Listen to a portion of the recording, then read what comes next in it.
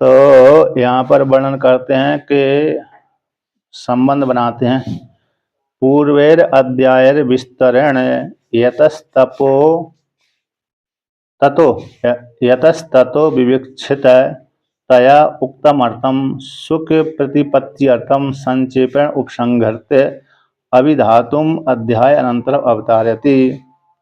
कि पूर्व अध्यायों के द्वारा यानी दूसरे अध्याय से लेकर के 17वें अध्याय पर्यंत तक पूर्व अध्यायों के द्वारा विस्तार पूर्वक जिस प्रकार से तत्व का वर्णन किया गया है तथा उसी प्रकार से विवक्षित विवक्षा के माध्यम से फल की विवक्षा के माध्यम से तो विवक्षित उक्त अर्थ को सुख पूर्वक प्रतिपत्ति के लिए जो तत्व की बोध कराने के लिए और अन्यों की निवृत्ति करने के लिए संक्षेप से उपसंहार करके उसी तत्व को कथन करने के लिए अध्यायांतर दूसरे अध्याय का यानी 18वें अध्याय का आरंभ किया जा रहा है। तो क्या किया जा रहा है कि जो पूर्व अध्याय में पहले वर्णन कर दिया गया है तो सो के पूर्वक व्याख्यान करने के लिए बोध कराने के लिए संक्षेप से उपसंहार करके अब उसी को और आगे वर्णन करने के लिए सुखपूर्वक बोध कराने के लिए आगे का अध्याय यानी 18वें अध्याय का प्रतिपादन किया जा रहा है। तो यहाँ पर कहते हैं कि सर्वस्य एव गीता शास्त्रस्य अर्थो अस्मिन् अध्याये उपसंहृत्य सर्वश्च वेदार्थो वक्तव्य इति एवं अर्थो अयम अध्याय आरभ्यते। कि संपूर्ण गीता शास्त्र का सर्वस्य एव गीता शास्त्रस्य तो संपूर्ण गीता शास्त्र का जो अर्थ है ना, संपूर्ण गीता शास्त्र का अर्थ कौन है? परमात्मा। जीवात्मा और परमात्मा की ऐक्य की प्राप्ति ही संपूर्ण गीता शास्त्र का अर्थ है। अविद्या की निवृत्ति, विद्या की प्राप्ति, विद्या की प्राप्ति से मोक्ष फल की प्राप्ति, तत्त्वमसि ये तत्त्वमसि महावाक्य ही इस गीता शास्त्र का अर्थ है। पहले अध्याय से लेकर के 6 अध्याय तक त्वम पद का शोधन, 7वें अध्याय से लेकर के 12वें अध्याय तक तत्पद का शोधन, 13वें अध्याय से लेकर के 18वें अध्याय तक तत्वोत्तम का एक ये तत्वमसि महावाक्य गीता शास्त्र का सार है। यानी जो अर्थ है तो संपूर्ण गीता शास्त्र का अर्थ यानी तत्वमसि महावाक्य के द्वारा एक की प्राप्ति, परमात्मा की प्राप्ति इस अध्याय में उपसंहार किया जा रहा है। सर्वस्व वेदार्थ और संपूर्ण वेद का जो अर्थ है वो भी कहना चाहिए। तो संपूर्ण वेदों का अर्थ भी यही है कि जीवात्मा को परमात्मा की प्राप्ति, जीव अपने आप को जान ले कि मैं ब्रह्म हूँ, निर्गुण निराकार परमात्मा हूँ, कर्ता भोक्ता नहीं हो, स्त्री पुरुष नहीं हो, सुखी दुखी नहीं हो, बल्कि निर्गुण निराकार असंग कूटस्थ परमात्मा मैं हूँ। ऐसा जो वेदों का अर्थ है? संपूर्ण प्राणों का, स्मृति ग्रंथों का, जीव ब्रह्म की एकता, जीव को सुख की प्राप्ति, दुख की निवृत्ति, यही संपूर्ण प्राणों का, उपनिषदों का, गीता आदि का, स्मृति ग्रंथों का यही अभिप्राय है, यही अर्थ है। और वेद का अर्थ भी कहना चाहिए इति एवं अर्थम, इति एवं इस प्रकार से अर्थ है जो अर्थ है प्रतिपाद्य विषय है परमात्मा, वो परमात्मा रूप जो अर्थ है अयम अध्याय आरंभ थे उसके लिए ये 18वां अध्याय आरंभ किया जा रहा है। सर्वेषु ही अतीतेषु अध्यायेषु पूर्व उक्तो अर्थ अस्मिन् अध्याये अवगम्यते। अर्जुनस्य कहते हैं ही यानी क्योंकि अतीत जो संपूर्ण अध्यायों में जो कहा गया अर्थ है इन जीवात्मा परमात्मा का एक का जो बोध कराया गया है इस अध्याय में वो जाना जाता है। अर्जुनस्तु तो यहाँ पर कहते हैं जाना जाता है तो अर्जुन, किंतु फिर अर्जुन क्या करना चाहता है?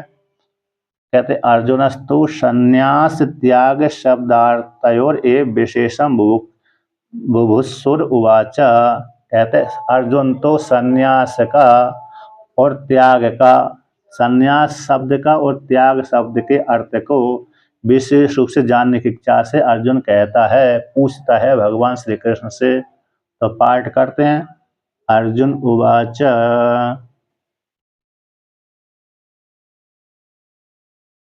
संन्यासस्य महाबाहो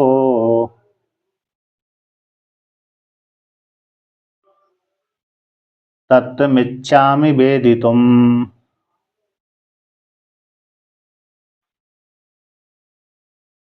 त्यागस्य च हृषीकेश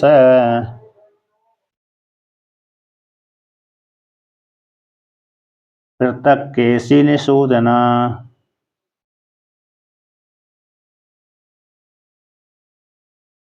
तो यहाँ पर वर्णन करते हैं कि अर्जुन संबोधन करता है, हे महाबाहु, जिनके हाथ बड़े बड़े होते हैं उनको महाबाहु बोलते हैं, अर्थात जिनके हाथ घुटनों तक जाते हैं उनको महाबाहु बोलते हैं। घुटनों तक, घुटनों के नीचे भी हो सकते हैं लेकिन घुटनों तक तो होने ही चाहिए। जिसके हाथ घुटनों तक होंगे उससे सिद्ध होता है कि वो विशेष रूप से वो राजा आदि, मंत्री आदि अथवा उच्च पद वाला ही रहेगा, श्रेष्ठ कहलाएगा। ये लक्षण है। जिस सामान्य स्त्री पुरुषों के भी यदि हाथ घुटने तक पहुंच जाते हैं खड़े होने पर, बैठने पर तो सभी के पहुंच जाएंगे, लेकिन खड़े होने पर जिसके सामान्य सभी किसी भी स्त्री पुरुष के पहुंच जाए तो भली वो गरीब के घर में पैदा हुआ है अतः ही होगी, तो निश्चित रूप से वो उसको यानी उच्च पद की प्राप्ति अथवा राजगद्दी आदि की प्राप्ति होगी। यानी कुछ कोई ना कोई राजा बनेगा, चाहे छोटा मोटा राजा ही क्यों ना बने, लेकिन राजा। हाँ तो राजा तो थे ही वो। यदि उनके घुटने तक हाथ रहे तो राजा तो बन ही गए थे वो तो। शंकराचार्य तो राजा ही होते हैं संपूर्ण जगत के, वो तो गुरु ही कहलाए, विश्व गुरु कहलाए ना, जगत गुरु। जगत गुरु यानी विश्व के गुरु, तो राजा तो रहे वो तो अच्छा अच्छा।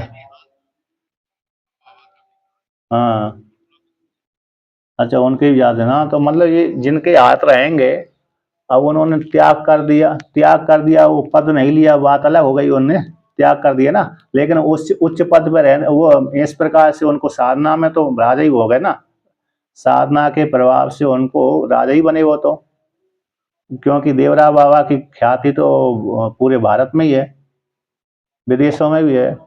यानी हाँ, जितने भी सिंह, लेकिन सिद्धि वाले थे, आशीर्वाद देने में कुशल थे, मचान पर रहते थे, है कि नहीं। अभी अभी भी उनके शिष्य मचान पर रहते हैं, कभी कभी रहते हैं, कभी कभी नहीं रहते। एक बार हम भी गए उनके शिष्य वहां पर, मैं मिर्जा गिरज गिरज हाँ गिरजापुर कहते विंध्यवासिनी, विंध्यवासिनी मेरे विंध्याचल पर्वत पर उनका आश्रम है। तो उनके आश्रम में हम गए थे 4-5 महात्मा। तो वो भी हमको कुछ कुछ उन्होंने अरे दक्षिणा भी दी थी और फल भी दिया था, मखाने आदि। अरे दूध, उन गाय बहुत है वहां पर, गाय छाछ आदि पिलाया और मखाना आदि हमको दिया और कुछ धन भी दिया, मतलब यानी दक्षिणा दिया, वस्त्र आदि दिया। तब हमने पहली बार देखा देवरा बाबा के वहाँ पर उनको।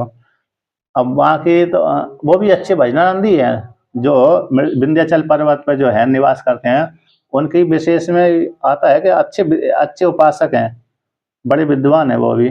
आप जा सकते हैं कभी भी, है क्या ना। अच्छा अच्छा अच्छा। देवरिया में पैदा हुए थे, देवरिया।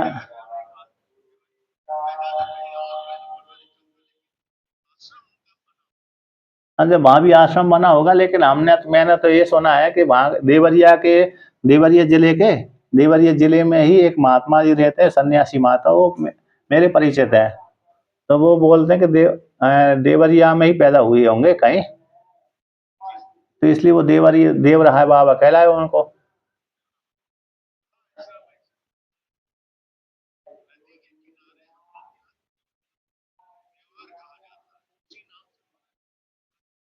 अच्छा जो भी हो, हमको तो ऐसे मैं तो यही अर्थ लगाया था कि देवरिया में पैदा हुए थे, है क्या नहीं।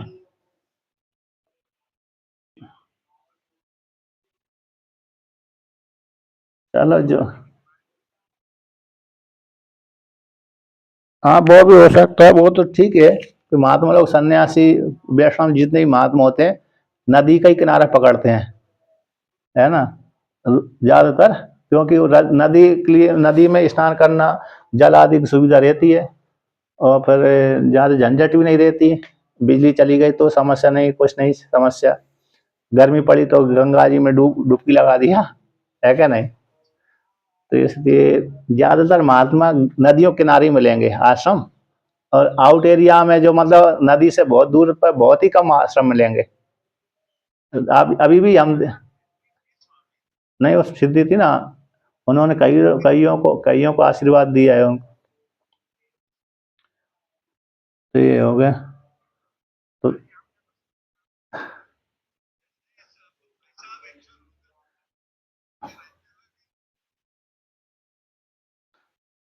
वो देव, अच्छा, अच्छा उनको एक विशेषता बताऊं मैं।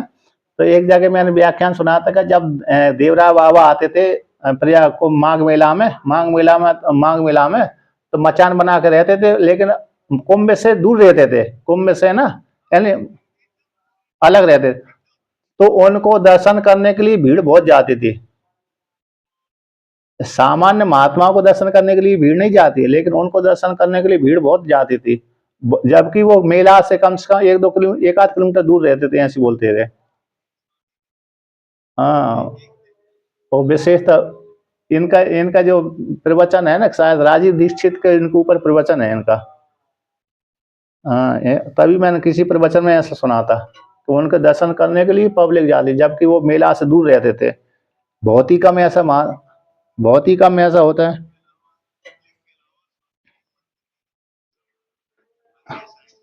नहीं, हाँ वो तो ज्यादा स्वार्थी हो गए ना। वो तो मंत्री आदि तो स्वार्थी ज्यादा कहलाते हैं, इस प्रकार से। तो देखिए अब इसका सामान्य अर्थ कर देते हैं, फिर कल ही अर्थ कहेंगे, है कि नहीं। तो अर्जुन पूछता है, बड़े महाबाहु हो गए ना, महाबाहु शब्द के ऊपर आ गए, बड़े बड़े हाथ वाले, है कि नहीं। अब वो कहते हैं, हे महाबाहु, हे ऋषिकेश, ऋषि के यानी इंद्रिय, इंद्रिय को ऊपर शासन करने वाले, और अरे केसी निषूदन, यानी केसी नाम का जो राक्षस था, अश्व के रूप में रहता था। अरे केसी नाम का राक्षस था, लेकिन अश्व के रूप में रहता था, छुप करके माया के द्वारा। छल छल से वो घोड़ा बन जाता था, इसलिए घोड़े के रूप में भगवान श्री कृष्ण ने मारा था उसको, इसी केसी को निषूदन मारने वाले। तो 3 संबोधन हो गए, महाभाव, ऋषिकेश और केसी निषूदन। तो इसलिए हे, मैं संन्यास के तत्व को जानने की इच्छा करता हूँ। संन्यासस्य तत्वम इच्छामि वेदितुम, संन्यास का जो तत्व है, स्वरूप है, उसको वेदितुम में जानने के लिए इच्छामि हम, मैं, अर्थात संन्यास का क्या स्वरूप है। कहते त्याग सच्चा, और त्याग का भी, च शब्द से समुच्चय हो जाएगा, त्याग का भी तत्व, त्याग का स्वरूप भी यातात्म भाव है। कैसा, किस अर्थ को बोध कराता है। हे हे हे ऋषिकेश, इन दोनों के शब्दों का अर्थ पृथक पृथक रूप से जानना चाहता हूँ। संन्यास शब्द किस अर्थ को बोध कराता है, त्याग शब्द किस अर्थ को बोध कराता है, क्या दोनों का अर्थ एक ही है अथवा अलग अलग है। संन्यास शब्द और त्याग शब्द, जैसे सन्यासी शब्द सन्यासी में रूढ़ है, त्याग शब्द वैष्णवों में रूढ़ है। त्याग शब्द किस में रूढ़ है, वैष्णवों में, और सन्यासी शब्द सन्यासी में रूढ़ है। तो इन दोनों के शब्दों के अर्थ क्या एक ही हैं अथवा पृथक पृथक हैं, अलग अलग हैं। आप मेरे को इनका अलग अलग अर्थ बतलाइए। पृथक है, पृथक शब्द बोल दिया अर्जुन ने, तो पृथक रूप से व्याख्यान करिए कि दोनों शब्दों के अर्थ अलग अलग हैं अथवा अलग एक ही हैं, 2 नामों से जाने जाते हैं। यथार्थ रूप से तो दोनों का शब्द एक ही है। संन्यास का भी अर्थ सम्यक रूप से न्यास है, त्याग न्यास त्याग करना, और त्याग शब्द का भी अर्थ त्याग ही होता है। तो प्राय करके दोनों शब्दों का अर्थ एक ही होता है, सन्यासी कहलाते हैं। इन हमने अपनी वस्तु का त्याग कर दिया, जो हमारे पास में थी उसको हमने त्याग कर दिया, तो सन्यास भी कहलाता है, त्याग भी कहलाता है। तो अर्जुन तो पूछना चाहता है, इन दोनों शब्दों का अर्थ एक ही है अथवा अलग अलग है, आप बतलाइए। इस प्रकार से इस दोनों शब्दों के शब्द के स्वरूप को यथार्थ रूप से जानना चाहता हूँ। तत्व मीन यथार्थम, तत्व शब्द का अर्थ होता है यथात्म भाव, इन उसका स्वरूप जानना चाहता हूँ। इस प्रकार से अर्जुन ने भगवान श्री कृष्ण ने पूछा। अच्छा, जो अश्वमेध और राजसूय यज्ञ आए ना, इनका जो इनका व्याख्यान में कल बताएंगे, इसका प्रसंग भी आया है कि नहीं। तो दोनों रासु यज्ञ का क्या फल है और क्या है, यानी दोनों शब्द एक ही अलग अलग हैं, तो उसका प्रकरण के अनुसार ही आ रहा है वो प्रकरण। तो प्रकरण आ रहा था कल, वो उसको उसी के ऊपर चर्चा करेंगे। और फिर मैंने लिख भी लिया इधर उधर ढूंढ ढांड करके, है कि नहीं, थोड़ी मेहनत करना पड़ी मेरे को, पुराण पढ़ना पड़ी।